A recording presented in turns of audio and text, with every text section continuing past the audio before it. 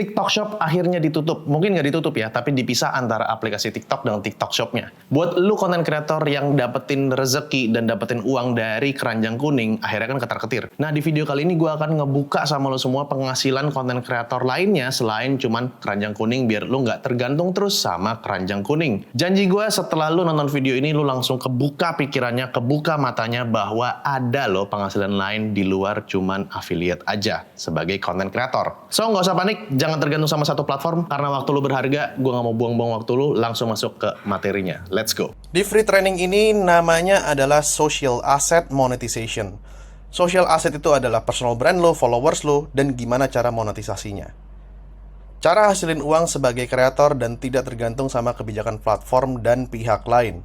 Janji gue setelah lu selesai belajarin free training ini yang gue bagikan gratis ke lu akan tahu dari mana aja seorang konten kreator itu di dunia digital atau di dunia sosial media bisa menghasilkan uang, sehingga lu tuh nggak terlalu tergantung sama platform-platform tertentu. Lu tuh udah mandiri. Dan materi ini sudah ngebantu banyak murid-murid gua yang bisa modal HP kentang tembus 200k followers, beli iPhone XR cash dari endorse, 2 kali lipat naik dalam 1 bulan tembus 400k subscribers, bisa modal untuk nikah, ya banyak lagi, ada yang beli rumah, beli MacBook, dan lain-lainnya. Oke? Jadi, siapin catatan lu, siapin kopi lu atau teh lu, nikmati free training ini, dan kalau misalnya ada part-part yang menarik, tolong di screenshot dan tag ke gua, mudah cuma sekali. Lalu, tag juga Academic Creator, biar gue tahu ini materi bermanfaat. Oke? So, gue kenalin diri dulu. Buat lo yang belum kenal, nama gue Aldio Pramudia Gunadi. Biasanya gue dipanggil Ogut Muda Cuma Sekali. Gue seorang content creator dan entrepreneur. Karena ini di Indonesia, gue mungkin perlu sebut gelar gue. Gue umur 22 tahun, udah sarjana ekonomi dengan IPK 3,7. Sarjana hukum 3,12 ya, kalau nggak salah. Lupa gue. Master Business Administration dari SBM ITB 3,87. Di umur 22 tahun. Jadi, apa tujuannya gue ngomong ini? Tujuannya adalah lu bisa percaya gimana gue menstrukturisasi sebuah materi di sini. Oke? Gue seorang founder Muda Cuma Sekali, founder Academic Creator, dan gue pernah kerja di salah satu multinational management consultant, dan gue udah mencetak 200 plus kreator baru, sekarang udah 300 lebih ya, dengan total followers lebih dari 10 juta. Sekarang sudah nambah, mungkin sekitar 13 juta kalau dijumlahin. Dan social media followers total gue sekarang 1,2 juta. Nah, ini adalah social media gue. Belum update banyak ya. Di YouTube udah lebih, di Instagram juga udah lebih, di TikTok juga udah lebih. Oke? Jadi gue akan share pengalaman gue dari pertama kali gue ngonten di tahun 2018. Seperti lu semua yang kayak masih bingung nih arahnya gimana, biar lu tuh nggak bingung lagi. Kenapa kita di sini? Oke, gue mau lurusin dulu. Kita di sini untuk cari cuan, baik lu maupun gue. Oke, lu main sosmed. Pertanyaannya adalah, lu mau jadi content consumer dulu, atau content consumer terus, atau juga merambah selain dari content consumer menjadi content creator juga. Karena kalau lu content consumer, selamanya duit lu yang habis untuk membeli atau mengkonsumsi konten. Ya. Kalau misalnya ada yang bilang, kalau semua orang jadi content creator, siapa yang nonton konten? Itu menurut gue statement yang gak pikir panjang ngomongnya gitu loh. Kalau misalnya semua jualan beras, siapa yang makan beras? Nggak mungkin. Nggak mungkin ada di dunia ini. Semua tuh udah ada porsinya. Kalau semua jadi content creator, siapa yang kerja kantoran? Nggak mungkin. Ya, nggak mungkin. Itu nggak akan terjadi. Sama seperti kalau orang mau usaha gitu. Kalau lu ngajarin orang jadi pengusaha, semuanya usaha, siapa yang jadi karyawan? Yang nggak mungkin, nggak akan terjadi. Manusia itu dibentuk atau diciptakan sama Tuhan dengan banyak karakter. Ada yang cocok di sini, ada yang nggak cocok di sana. Jadi nggak akan mungkin itu terjadi. Jadi kita di sini cari cuan, dan buat yang mau jadi content creator atau yang udah ngonten mau cari cuan selain dari keranjang kuning. Oke? Dan satu lagi, gue bukan malaikat, gue bukan dewa, gue bukan nabi. Gue di sini tidak untuk menyelamatkan siapapun. Tujuan gue di sini untuk sharing kepada lo, dan ini adalah aktivitas marketing gue menggunakan social media untuk menjual produk gue. Lo bisa cek link deskripsi kalau misalnya mau lihat produk gue apa. Oke? Jadi di sini gue bukan orang suci yang kayak mau memberikan menyelamatkan umat manusia, tidak. I'm just human, saya hanya Aldio Ogut, dan I'm doing this for marketing purpose. Oke? So, alasan materi ini dibuat kenapa sih? Jadi gue tuh membuat materi ini karena ada isu TikTok Live Shop di ban dan dipisah oleh pemerintah. Nah, banyak banget nih teman-teman gue kreator yang ngeluhin hal ini dengan alasan mereka tuh udah dapat penghasilan dari TikTok, tiba-tiba pemerintah nge-ban, akhirnya mereka susah lagi. Kan pada bilang ya, TikTok itu bakalan di-ban tapi nggak dihilangkan, maksudnya dipisah gitu ya. Nanti ada TikTok yang untuk sosmednya atau content sharing platformnya, ada lagi TikTok untuk yang shopnya. Tapi pertanyaannya, untuk orang pindah aplikasi ya, untuk pindah aplikasi, itu kan pasti memakan waktu, dan pasti dari orang yang 100 ngelihat aplikasi TikTok content sharing platformnya, pindah ke shop, pasti kan ada yang guguran kan? Nggak kayak kalau experience-nya lu beli sendiri di keranjang kuning di TikTok content sharing platformnya tersebut seperti semula. Nah, itu pasti nurunin penghasilan, pasti banget. Kalau lu seorang digital marketer, pasti tahu banget. Yang dimana lu pindah aplikasi itu pasti nurunin yang namanya bounce rate ya. Naikin bounce rate kalau nggak salah. Jadi orang ada yang mental karena koneksinya jelek, atau karena kelamaan loading, dan lain-lainnya. Nah, ini efeknya terjadi. Oke. Oh ya, sebelumnya gua ini lagi traveling, jadi gua nggak bawa mikrofon buat alat-alat konten. Gua pakai laptop aja ini. Nanti gue suruh editor gue untuk edit biar lebih bagus suaranya. Jadi maafin ya. Yang penting lu simak ilmunya baik-baik. So, di materi ini gue akan sharing 3 jenis atau 3 macam secret. Secret yang pertama adalah gue mau benerin dulu mindset lu tentang attention economy. Gue akan ajarin lu mindset yang benar tentang attention economy, sehingga lu punya pandangan yang luas tentang cara monetisasinya. Nggak cuman ikut-ikutan tren. Gue nggak mau lu sebagai content creator, yang dimana gue udah banyak melatih content creator dan banyak yang jadi, pikirannya tuh sempit. Oh ya udah, bikin konten itu cuman live, bikin konten itu cuman keranjang kuning, masih banyak yang lain. Gue bukain semua ke mata lu ini. Gue bikin mata lu kebuka banget. Oke? Yang kedua adalah omni-channel strategy. Rahasia yang akan gue bagikan agar bisa survive, di tengah peraturan platform dan platform di ban, di tengah perubahan-perubahannya. Nah, gue nggak pengen lu jadi orang yang nggak survive gitu, nggak fleksibel. Karena kalau platform merubah rule-nya mereka, ngerubah kebijakan mereka, pemerintah ngerubah kebijakan mereka, kita jangan sampai gigit jari dong. Kita harus kreatif, kita harus licin untuk cari peluang-peluang baru. Nah, gue nggak pengen lu tuh cuman meratapi nasib doang, gigit jari, terus ngeluh-ngeluh doang. Nggak ada gunanya. Mending lu cari jalan lain. Dan secret yang ketiga, gue ajarin lu tentang creatorpreneur. Gue akan ajarin lu naik level. Nggak cuman sekedar konten kreator biasa yang joget-joget, followersnya banyak, engagementnya banyak. Tapi gue ajarin lu untuk jadi creatorpreneur. Content creator turns to be entrepreneur. Dari content creator menjadi seorang pengusaha. At least skala kecil aja dulu, sehingga lo tidak tergantung sama platform. Kalau ready, bilang gas dalam hati. Gas bang, kayak gitu ya. Oke? So, kita mulai dari secret yang pertama. Attention economy mindset. Kalau zaman dulu ya, zaman sekarang nih, pas sebelum platform itu berubah, banyak kan orang punya mindset gini, saya ngonten biar FYP, punya followers, taruh keranjang kuning, jual produk orang lain, dapat komisi 5-10%. Di beberapa bulan sebelumnya nih, dari video ini di-upload ya, itu kan hot-hotnya tuh lagi live streaming TikTok atau keranjang kuning. Banyak tiba-tiba orang besar. Oke? Akhirnya banyak orang yang pamer.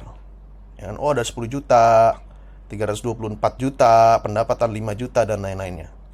Awalnya gue mikir kayak, anjir gede juga ya. Tapi, ya, kalau orang pamer pendapatan 324 juta, pertanyaannya, komisinya berapa persen? Ya kan? Lu tuh ditampil-tampilin bahwa, oh, ini tuh pendapatan yang bisa didapatkan, akhirnya lu ikut-ikutan. Oke? Lu ikut-ikutan tanpa lu mengkritisi. Sementara kenyataannya ada kok. Nah, ini gue ngambil dari internet, bukan punya gue.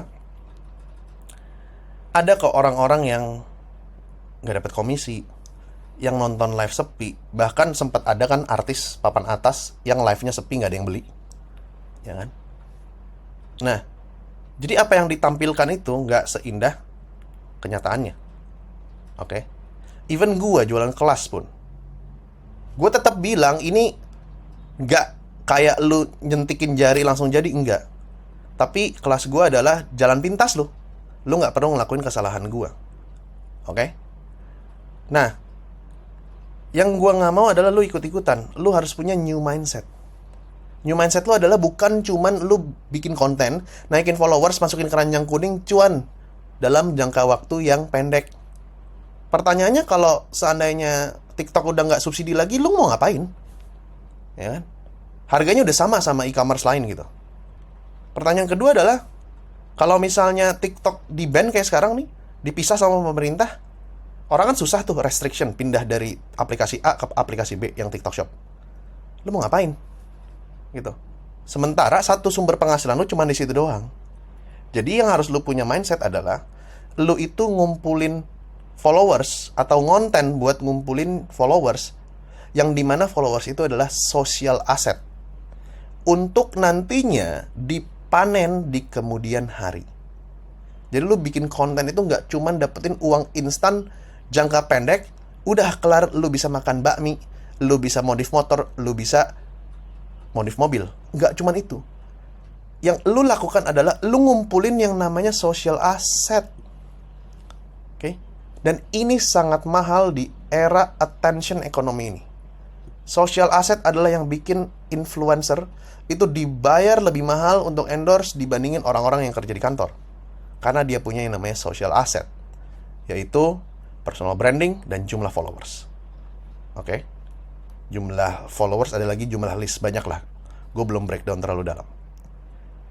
Nah, alasannya kalau misalnya lu bikin konten dan lu ngumpulin social asset adalah time investment. Kalau lu bikin konten, audiens lu itu kan mengkonsumsi konten lu. The more your audience invest in you by their time, the more likely they will invest with money in the future. Gue ulang ya. The more your audience invest in you by their time, the more likely they will invest with the money in the future. Oke, ingat itu baik-baik. That's why lu bikin konten untuk membuild social asset, yang dimana social asset tersebut udah spend time untuk mengkonsumsi konten lu, dan mereka punya unsur trust. Simpelnya, kalau jadi content creator tuh gini guys. Lu jangan mikir cuman live TikTok dan lain-lain doang. Enggak, banyak banget. Oke, lu harus pikirin baik-baik. Kalau kita jadi content creator, kita bikin konten, itu seperti kayak ibu-ibu pengajian. Let's say ada Ibu Aminah. Ibu Aminah ini tinggal di komplek A misalnya. Nah, terus dia ngumpulin tuh ibu-ibu lainnya yang gak kerja, nungguin anak sekolah, bilang, "Bu, kita ngaji yuk, Bu." Kita kumpul-kumpul, terus habis itu sambil membaca kitab, sambil kajian dan lain-lain.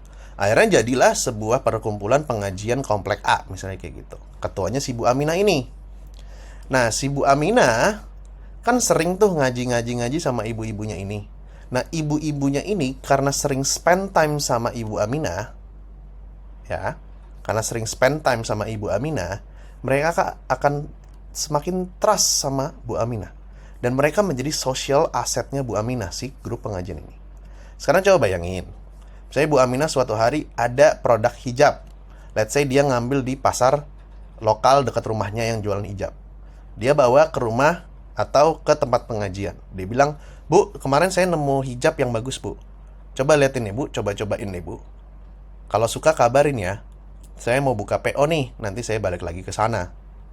Pertanyaan gua, kalau elu bandingin antara dia punya pengajian ini, terus jualan hijab pas pengajian ini udah sering ngumpul, versus dia nggak pernah pengajian, dia ketokin rumah ibu-ibunya satu-satu untuk jualan hijab, mana yang lebih tinggi potensinya terjual hijab tersebut?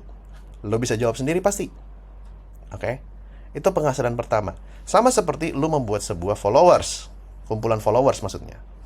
Lo kalau misalnya udah banyak sharing sama followers tersebut, followersnya makin trust, lo jualan sesuatu akan jauh lebih gampang kepada mereka. Ditambah lagi, ya, ini kan yang pertama nih, jual yang mereka butuhin. Si Ibu Aminah ini bisa aja diundang ke pengajian lain. Misalnya baca Qur'annya bagus, ya, baca kitabnya bagus, untuk jadi orang yang baca Qur'annya sebagai bintang tamu. Atau kalau misalnya ada orang nikahan, diundang jadi orang yang baca Qur'annya. kan dia bisa dapat bayaran di sini. Oke? Dapat bayaran. Ini contoh ya. Contoh ya. Jangan dibilang kayak, kok agama-agama dibikin cuan gitu. Bukan, ini contoh biar lu paham aja, oke? Nah, selanjutnya, kalau misalnya yang si selling personal branding ini, yang ibu-ibu si Aminahnya ini diminta untuk ngaji di pengajian lain, bukankah ini sama seperti kalau gua diundang jadi speaker di salah satu perusahaan atau di salah satu instansi pemerintah untuk gua sharing tentang cara bikin konten? Sama kan? Tuh, begitulah. Nah, selanjutnya bisa juga, misalnya komunitasnya udah jadi. Suatu hari ada, let's say, ada ustadz siapa gitu yang jualan madu. Dia bilang, Bu Aminah, saya mau ngiklanin dong jualan madu. Pasang di spanduknya tempat ibu-ibu pengajian dong, Bu. Oh ya udah, Pak Ustadz. Si 1 bulannya spanduk masang ukuran segini, bayar 500.000 ya, Pak. Ya udah, akhirnya dikasih. Nah, habis itu dikasih ke Bu Aminah. Habis itu Bu Aminah sebarin ke anggotanya, atau dia minta brosur sebarin. Nah, dia bisa mengiklankan produk orang lain ke komunitas setelah dia punya social asset. Oke? Bukankah ini sama bisnis modelnya seperti kalau influencer endorse? Dia punya pengajiannya, ada brand, terus dia bilang, halo guys, ini bagus banget nih guys, brandnya, aku rekomendasiin. Sama kan? Nah, ini untungnya kalau lu punya social asset. Bukan cuman ya udah bikin konten asal yang penting rame, live nonton, habis itu lu keranjang kuning cuan gitu. Itu short term banget, nggak bisa scalable gitu loh. Misalnya lu mikir Koh Chun bisa, Dr. Richard Lee bisa, ya mereka Koh Chun dan Dr. Richard Lee.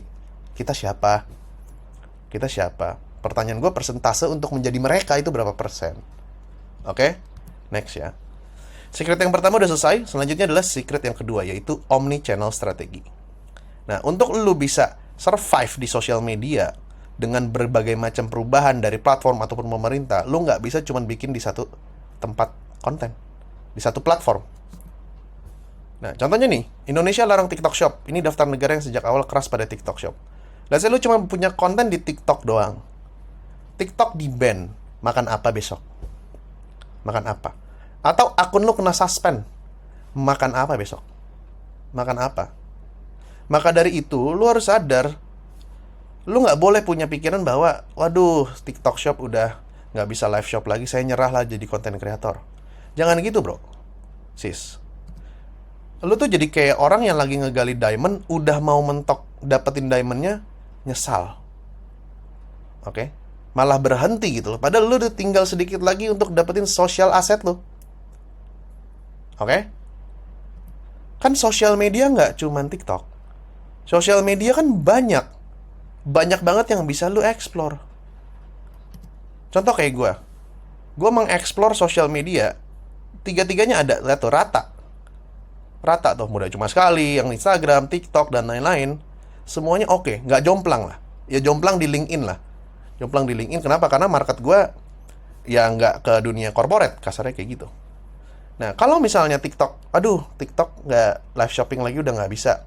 Oh ya udah, gue nggak masalah, gue masih dapat AdSense, gue masih dapat endorsement, gue masih dapat endorsement juga di TikTok, gue bisa dapat speaking, dan karena gue udah bangun akun lebih dari 1 gitu, dan alhamdulillah bagus semua, gue bisa aja jadi konsultan, gue bisa buka agency, dan lain-lainnya. Nanti di secret ketiga gue akan kasih tahu sumber-sumber penghasilan apa aja yang bisa lu pilih. Oke? Nah, ini salah satu alasan kenapa gue suka banget yang namanya konsep omni-channel. Jadi omni-channel itu adalah lu nggak cuman dari satu channel. Omni adalah kayak omnivora. Omnivora kan makan segalanya gitu nih. Makan tumbuhan, makan daging juga gitu. Jadi omni itu nggak cuman satu doang. Nah, ini ada perjanjian di 2021. Ini kenapa gue bisa omni-channel. Ini dari PT Muda Cuma Sekali ya. Jadi ada sebuah PT kerja sama-sama gue. Dia mau jadiin gue brand ambassador. Oke? Kontraknya 2 tahun. Dan gue dapatnya alhamdulillah 760 juta untuk 2 tahun ini. Dan ini alasannya kenapa gue bisa dapetin. Karena ini nih. Ada 6 YouTube video, 24 video TikTok, 6 video Instagram, 72, 36. Kayak gini. Lu lihat tuh. Platformnya beda-beda. Ada Instagram Story, ada YouTube, ada TikTok, dan lain-lainnya. Sekarang pertanyaannya, kalau lu cuman punyanya TikTok, ada brand yang butuhnya, Pak, saya mau paket TikTok sama YouTube. Kalau misalnya nggak ada brand yang nggak mau, nggak jadi dong lu dapat rezeki. Nah, ini keuntungannya omnichannel. Oke? Oke? Nah, jadi lu kalau punya omnichannel, lu punya social asset yang lebih besar brand value-nya. Jadi kalau satu platform itu nggak bagus, nggak sesuai sama lu, misalnya lu di suspend, lu bisa pindah ke platform lain. Pindah lagi ke platform lain. Pindah lagi ke platform lain. Oke? Nah, cara termudah untuk omnichannel, ada satu trik nih yang bisa lu bikin omnichannel. Karena gue yakin banget, gue tebak nih ya, saat lu mau bikin omnichannel, bang, gue bikin satu konten di TikTok aja udah susah, bang. Harus gimana, bang? Gue nggak ada tim, nggak ada uang untuk hire tim. Tenang, lu pakai cara gue ini, dan ini cara original gue yang ngajarin. Oke, ini cara original gue yang ngajarin. Nggak tahu ya kalau di luar negeri udah ada orang, tapi gue nggak mencontek sama sekali. Oke, gue udah bikin dari lama nih. Jadi sekarang kuncinya itu ada di short video, guys. Oke, kalian tuh bisa bikin short video dan lu re-upload, tapi jangan on juga nge-re-uploadnya. Jangan kayak oh ya udah satu video di-upload semuanya di satu hari tersebut. Jangan kayak gitu. Short video ini tuh bisa masuk ke Instagram, ke LinkedIn, ke Short, ke Twitter, ke TikTok, bisa semua. Sekarang udah eranya short video. Oke? Nah, lu fokus dulu aja di 3 platform ini, yaitu TikTok video, Reels, sama YouTube Short, karena tipenya sama. Short videonya bisa masuk. Oke? Nah, gini caranya. Lu tuh sistemnya nyetok. Jadi let's say seminggu itu lu stok 7 hari. 7 hari konten ya kan. Kalau misalnya dibilang, "Bang, susah, Bang. Untuk stok 7 hari konten." Iya, memang susah gitu. Kalau lu mau sukses ya memang susah, makanya nggak banyak orang yang mau berjuang kan, makanya dikit yang sukses kan. Gue ngomong apa adanya aja gitu. Nah, ya lu kalau kerja kantoran nih Sabtu Minggu lah lu usahain nyetok konten gitu. Ya, lu cari sela-sela kantornya lah. Ya misalnya kalau misalnya lu offshore, lu pas pulangnya misalnya 3 minggu di laut, 2 minggu di darat misalnya kayak gitu. Ya pas 2 minggu itu lu geber bikin konten dong. Ya kan, geber bikin konten, lu stok. Nah, kalau gue triknya ada lagi nih. Seminggu nih lu stok 7 konten ya. 1, 2, 3, 4, 5, 6, 7. Lu stok 7 konten, jangan diupload dulu, lu simpen di galeri lu. Kayak atau di draft, terserah deh. Nah, ini pembagiannya. Jadi, ini gue yang gampang dulu ya. Ini kan video 1, 2, 3, 4, 5, 6, 7 nih. Nah, kan ada urutan 1, 2, 3, 4, 5, 6, 7. Lu baginya per platform. TikTok uploadnya urutan dari video pertama, besoknya video kedua, besoknya video ketiga, besoknya video keempat, besoknya video kelima, besoknya video keenam, besoknya video ketujuh. Ya kan? Nah, di hari yang sama, kalau Instagram Reels mundur. Hari pertama video 7, selanjutnya 6, 5, 4, 3, 2, 1. Gitu. Jadi nggak ketemu nih. Mungkin akan ada yang sama dalam satu hari videonya, tapi ya cuma satu gitu. Nah, kalau misalnya YouTube Short, lu bikinnya gini, 5, 4, 3, 2, 1, atau 4, 3, 2, 1, 5, 6, 7 gitu. Atau 4, 3, 2, 1, 7, 6, 5 kayak gitu. Nah, ini contohnya. Video TikTok urutannya Senin, Selasa, Rabu, Kamis, Jumat, Sabtu, Minggu. Video 1, 2, 3, 4, 5, 6, 7. YouTube Short 7, 6, 5, 4, 3, 2, 1. Ya kan? Nah, ini kan nggak ada nih, nggak ada yang bersinggungan. Reels 5, 6, 7, 1, 2, 3, 4. Nah, ini ada yang bersinggungan yang ini aja nih. Nggak apa-apa kalau satu nih. Satu doang mah nggak apa-apa. Ini yang bersinggungan nih. Nah, dengan begini, lu tuh seakan-akan punya banyak konten yang di-upload di masing-masing platform. Dan orang juga nggak ngeh 100% kok. Kalau misalnya itu videonya sebenarnya udah pernah di-upload di konten sebelumnya. Dengan cara ini, lu nyetok sekali, tapi lu bisa upload di semua platform.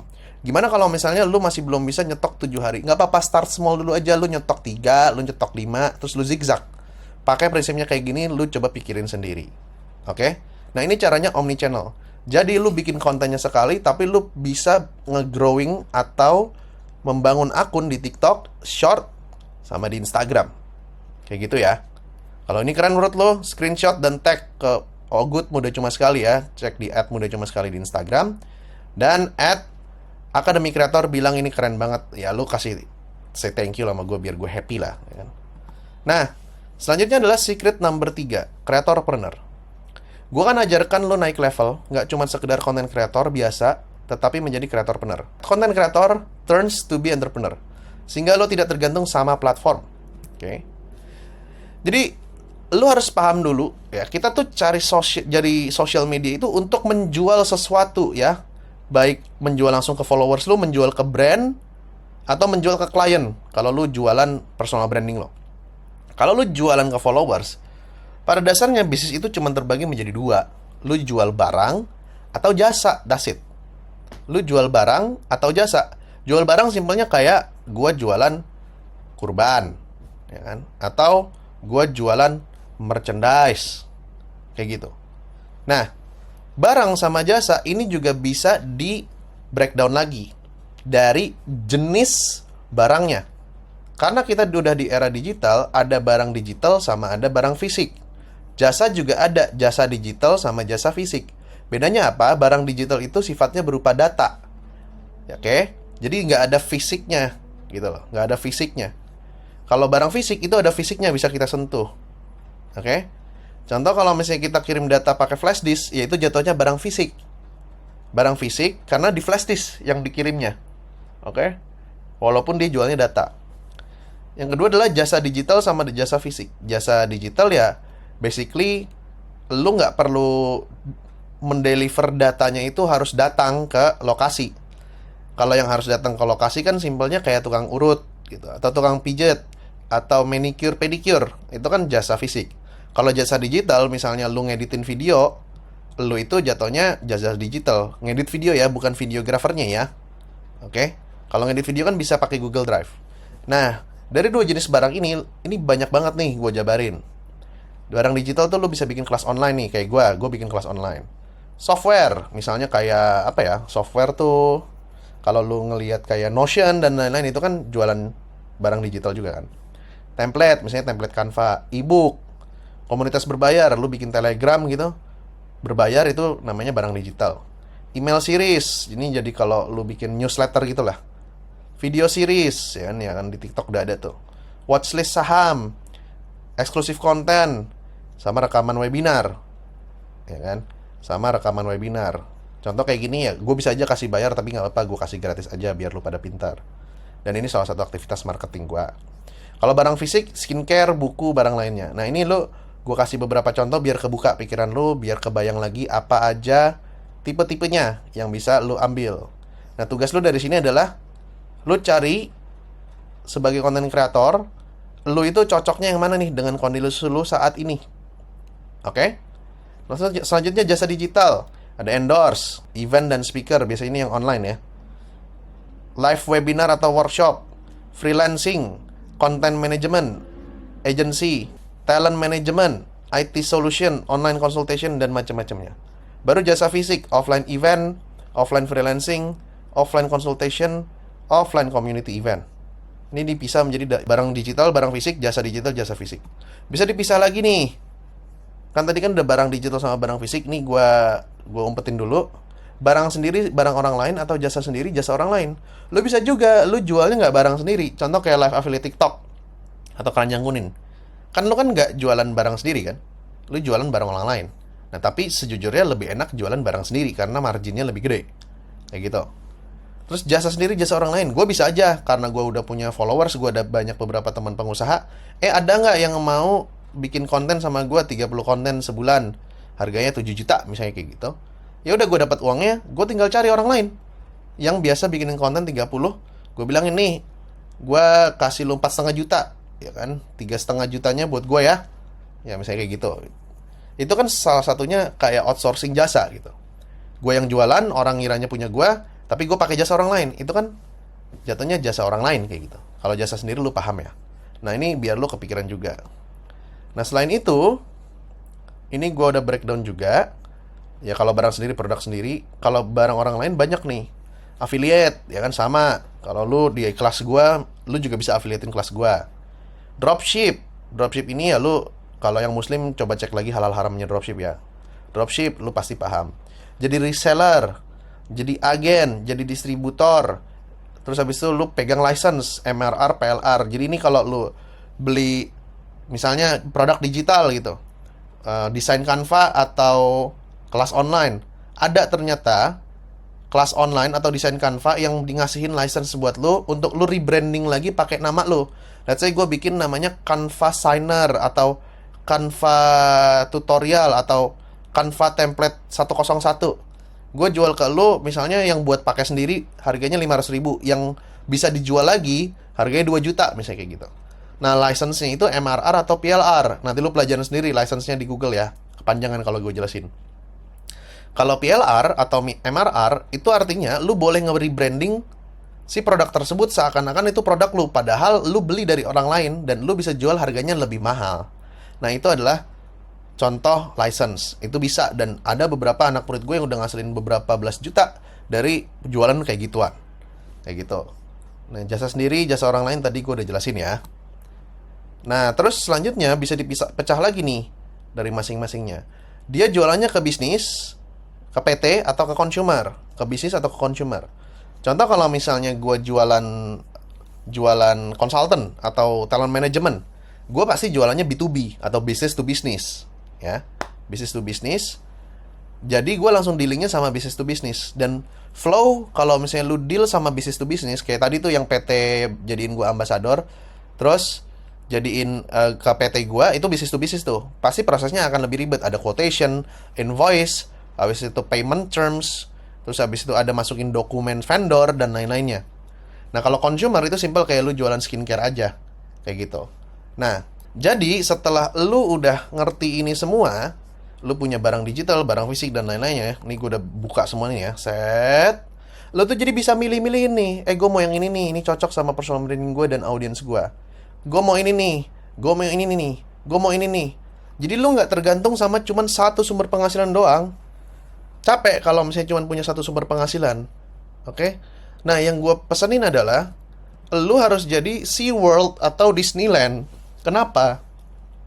Kebanyakan orang pengen punya duit banyak, itu punya banyak bisnis. Lu punya bubut, pelek misalnya, lu punya tambal ban, lu punya restoran, lu punya agensi, lu punya IO, lu punya apa lagi? Ngurusin bisnis itu sama capeknya, mau bisnis besar, mau bisnis kecil, mau bisnis di industri satu sama industri lainnya, sama capeknya. Ya kan? Ngapain kalau misalnya kita punya bisnis nih, A, B, C, D, E, ngasilinnya 10 juta, 10 juta, 10 juta, 10 juta, dapatnya 40 juta gitu loh satu bulan. Mungkin dari lu yang nonton atau yang dengerin ini, ya agak gede lah 40 juta ya. Tapi trust me, ngurusin bisnis yang 4 ini lebih capek 4 kali lipat dibandingin ngurusin satu bisnis yang 40 juta gitu loh. Omsetnya, satu single bisnis. That's why mendingan lu punya satu single bisnis, tapi di dalam satu bisnis tersebut, lu itu punya banyak sumber pemasukan. Itulah creatorpreneur. Oke? Karena lu punya social asetnya. Nah, lu memonetisasinya seperti itu. Coba kalau misalnya lu ke SeaWorld atau ke Disneyland, lu masuk nih dari parkir, masuk. Pertama pasti bayar parkir dulu, bayar gate, ya kan? Bayar tiket masuk. Habis itu lu pilih mau ke Dufan apa ke SeaWorld. Let's say ke SeaWorld bayar tiket masuk lagi. Ya kan? Habis itu pas lewat lihat dan lain-lain, ngelihat oh lucu nih, ada akuarium dan lain-lain. Nah, misalnya masuk ke Stingray nih, ikan pari, ditawarin, mau nggak beli makanan Stingray? Bayar lagi. Lu udah keliling-keliling, lapar kan? Udah lapar, lu ke restoran. Di restoran, bayar lagi buat makan. Ya kan? Habis itu lu keliling-keliling lagi, tiba-tiba nemu nih, ada orca encounter, ada pertunjukan orca. Bayar lagi, mau nggak nih? Karena orkanya cuma sebentar doang pertunjukannya. Ya kan? Bayar lagi. Ya kan? Terus ada lagi yang misalnya bagian ini nih harus bayar tambahan, bayar lagi. Akhirnya udah kelar, pas udah mau pulang, ya ditawarin boneka, mau nggak boneka? Ya kan, buat kenang-kenangan anak-anaknya abis dari SeaWorld. Udah kelar boneka, keluar, ditawarin, mau nggak kak untuk beli tiket selanjutnya ke sini, harganya diskon 25%, bayar lagi tiketnya. Dan habis itu udah pulang, bayar parkir. Udah deh, berapa banyak uang yang lu udah keluarin dan berapa checkpoint yang udah membuat lu keluar duit di satu pekarangan ini aja. Berapa banyak? Nah, dengan lu punya social asset, lu bisa membangun akun lu seperti ini. Oke? Seperti ini. Oke? Nah, itu yang gue mau. Contohnya seperti ini.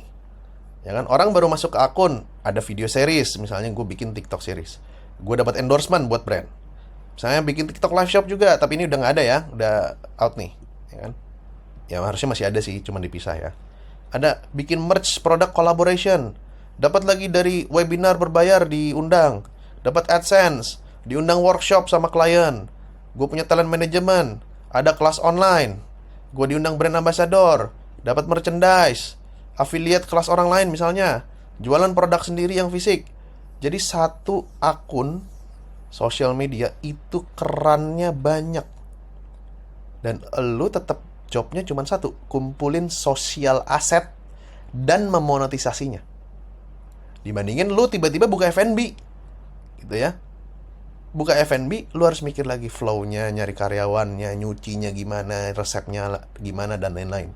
Kenapa nggak satu ini dan semuanya itu dibuat seperti ini? Oke? Dan ini ada bonus buat kalian, ada ugly truth. Ugly truth itu sebuah fakta yang agak sedih sih. Kalau misalnya kalian jualan lewat platform, biasanya ya, dan gue nanya ke teman-teman gue juga yang jualan, data konsumen lu tuh diumpetin kayak gitu. Sementara kalau akun lu hilang semua, lu tuh harus pegang data konsumen lu. Kenapa? Karena let's say kalau misalnya kayak gue, email marketing, let's say nauzubillah min zalik, gue ada apa-apa, kan gue bisa blast, akun gue kehack, misalnya nauzubillah min zalik ya, akun gue kenapa, tolong follow lagi dong. At least setengahnya lah, 50%-nya lah. Ya kan, gue masih dapat berapa ribu followers, gue bisa mulai lagi, nggak mulai dari nol. Coba kalau misalnya nggak ada kayak gini, nggak ada data konsumen dan lain-lainnya, lu gimana jualannya lagi? Lu gimana? Benar-benar hilang. So, thank you.